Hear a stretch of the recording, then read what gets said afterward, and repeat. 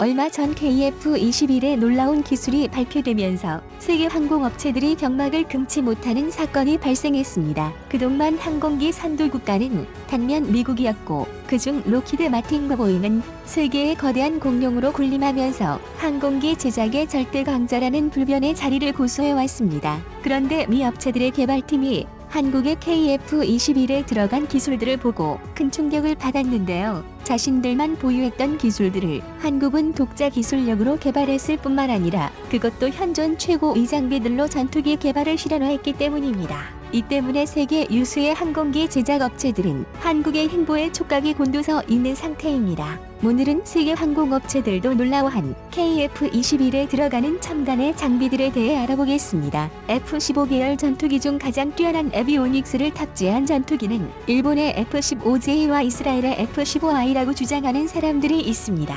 에비오닉스 항공전자의 합성어로 우리말로 항전장비라고 부르는데요. 전투기의 핵심 장비 중 가장 으뜸 가는 것을 꼽으라면 항공전자 장비를 꼽을 수 있습니다.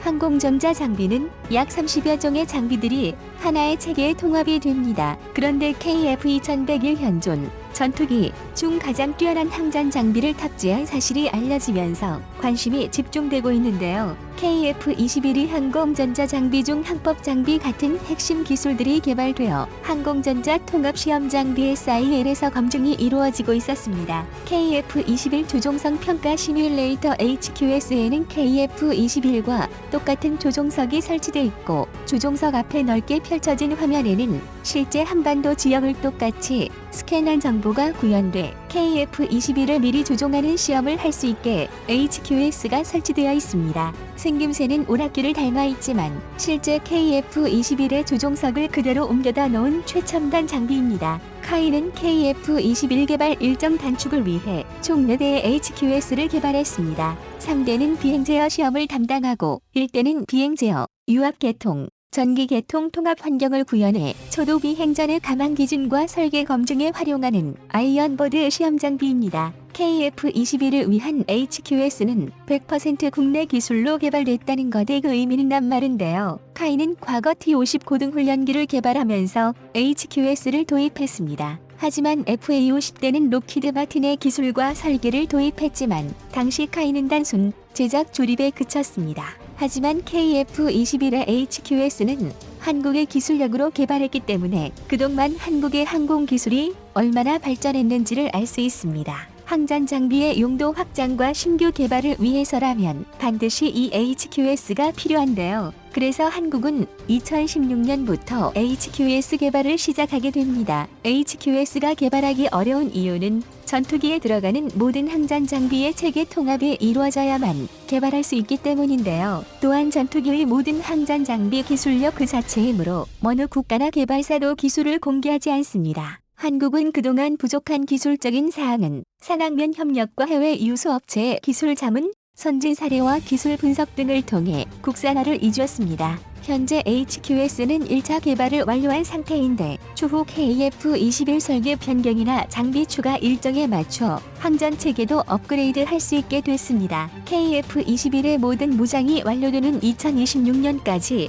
공대공 무장체계, 2028년 공대지 무장체계, 2030년 공대함 무장체계 통합으로 계획되어 있습니다. 아울러 KF-21 시제의 기초도 시험 비행이 시작되는 내년 7월이면 주요 항전체계의 완성을 목표로 추진하고 있습니다. KF-X 개발 당시 한현역 공군 관계자는 4대 핵심 기술, 항전 장비, 통합 OS, 엔진을 개발해낼 수 있느냐에 따라 KF-X 사업의 성공 여부가 갈릴 것으로 전망했습니다. 그런데 현재는 이 어려운 일들을 차근차근 한국의 기술력으로 이룩하고 있습니다. 이미 잘 알려진 4대 핵심 기술과 통합 OS는 개발이 완료됐고 항전 장비도 국산화율을 높이고 있는 실정입니다. 아직 한국의 기술력이 접목되지 못한 건 엔진 분야 단 한 곳입니다. 과거 한국은 항전 장비의 개발이 어려운 것을 미리 파악하고 KF-21의 기체가 설계되기 훨씬 이전인 2005년부터 이미 항전 체계 개발에 착수했습니다. 통상적으로 항전 체계에는 모든 장비를 통제하는 여러 구성 체계가 포함되어 있습니다. 구성 장비로는 미션 컴퓨터, 무장 컴퓨터, 통신, 항법 시스템, 자동 조종 장치, 전자항공 관리 시스템, 충돌 방지 장치, 전방 상향 시연기 허드와 헬멧 시연 장치 HMD, 다기능 시연기, 디브리핑 장비 등이 포함되어 있습니다. 항공기 두뇌로 불리는 미션 컴퓨터는 탐지하고 판단하여 조종사의 즉각적인 제어를 돕습니다. 또한 모든 전투 상황을 녹화 및 분석을 통해 통신, 항법, 식별을 걸쳐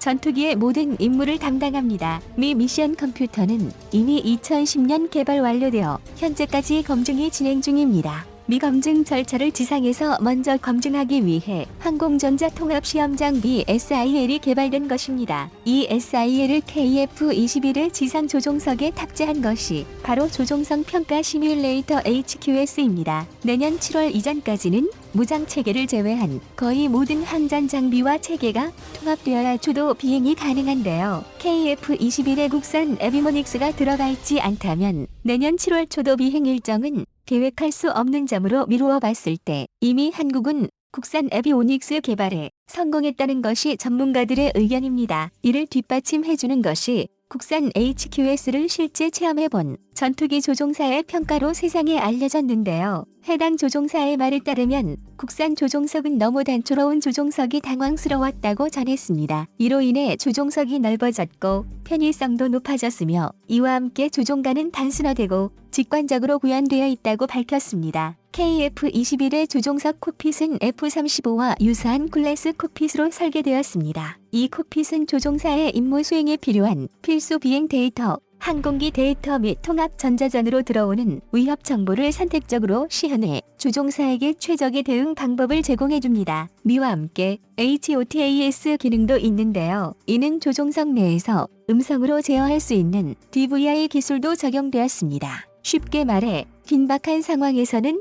손으로는 조종을 하면서 음성으로 다른 명령을 시전할 수 있습니다. 이는 한국의 KF-210의 기존 4세대급 전투기와는 비교할 수 없는 성능적 우위를 차지할 수 있다는 뜻이기도 합니다. 현재 시뮬레이션으로 알려진 KF-21의 특징 중 하나가 쌍발 엔진을 장착한 전투기라는 것인데요. 그런데 이 엔진 덕택에 놀랍도록 빠른 가속이 가능해 지면과 수직 방향 및 90도 기동에서도 놀라운 추력과 안정성을 보여준 것으로 알려졌습니다.